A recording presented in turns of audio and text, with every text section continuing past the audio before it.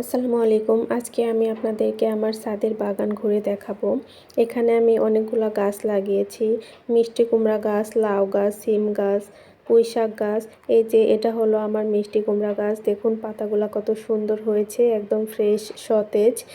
আমি প্রত্যেকদিন বিকেলে এই গাছগুলোতে পানি দেই আর আমার অনেক ভালো লাগে এই কাজটা করতে।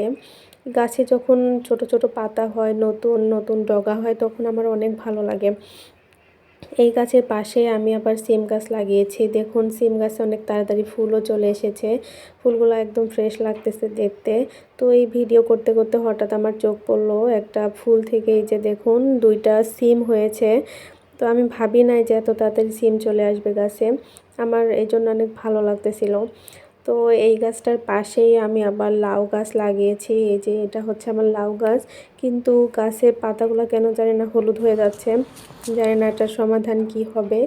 তো এর মধ্যে চোখ পড়লো যে নিচে একটা ছোট লাউ হয়েছে, ওই একটাই না, অন্য ডগাতে আরও 3টা লাউ হয়েছে। দেখে তো আমি খুবই খুশি, কিন্তু জানি না লাউগুলা থাকবে নাকি পড়ে যাবে।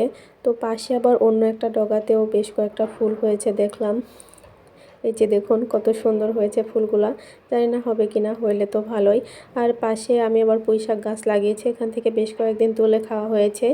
আর এই যে এখন আবার বিচি হয়েছে ফুল শাকে, এগুলোও খাওয়া যাবে। এগুলো তরকারির সাথে দিয়ে পুঁই শাকের কয়েকটা পাতা আর এই বিচিগুলো দিয়ে একসাথে রান্না করলে ভালো লাগবে আমার মনে হয়। আর আমার ছাদ বাগানের মূল আকর্ষণ হচ্ছে এই রসুন গাছগুলো।